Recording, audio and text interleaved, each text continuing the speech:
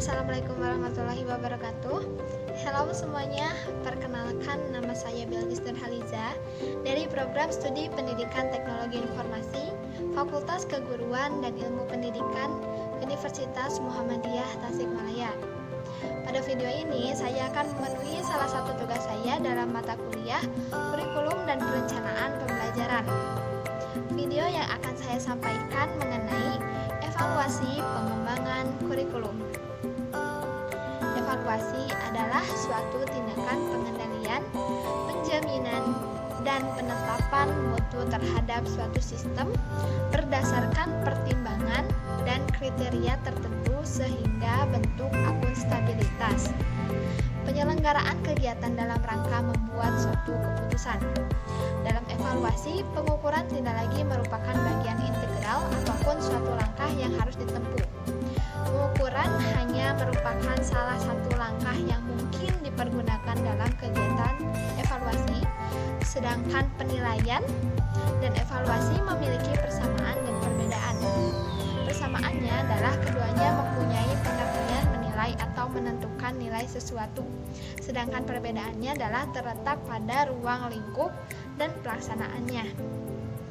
Pengembangan kurikulum dalam rangka menentukan keefektifan kurikulum, sedangkan penilaian hasil belajar adalah suatu kegiatan pengumpulan, pengelolaan, dan penafsiran informasi tentang proses dan hasil belajar peserta didik berdasarkan pertimbangan dan kriteria tertentu untuk membuat suatu keputusan.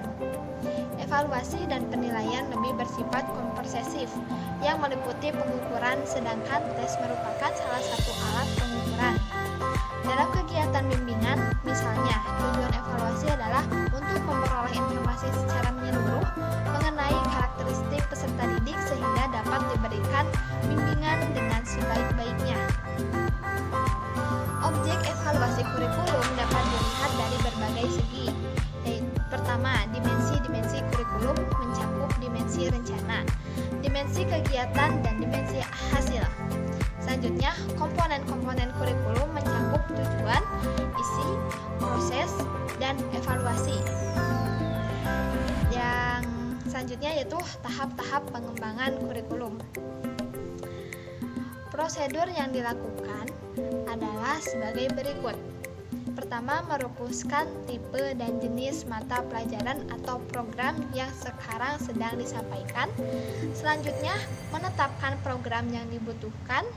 Selanjutnya, menilai data setempat berdasarkan tes intelijensi, tes buku, dan tes sikap yang ada.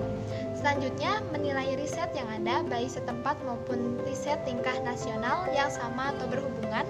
Selanjutnya, menetapkan feasibility pelaksanaan program sesuai dengan sumber-sumber yang ada. Mengenai masalah-masalah yang mendasari kebutuhan dan menentukan bagaimana proyek akan dikembangkan guna berkontribusi pada sistem sekolah atau sekolah setempat. Evaluasi masukan atau input, yaitu evaluasi yang melibatkan para supervisor, konsultan, dan ahli mata pelajaran yang dapat merumuskan pemecahan masalah. Pemecahan masalah ini harus dilihat dalam hubungannya dengan hambatan, misalnya penerimaan pemecahan masalah tersebut dan biaya ekonomi, kaitan antar biaya pemecahan masalah dengan hasil yang diharapkan.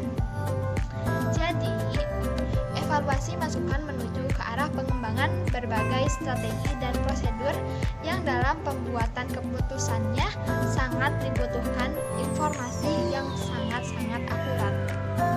Baik, mungkin cukup sampai di sini video yang dapat saya sampaikan. Kurang lebihnya saya mohon maaf. See you next time. Wassalamualaikum warahmatullahi wabarakatuh.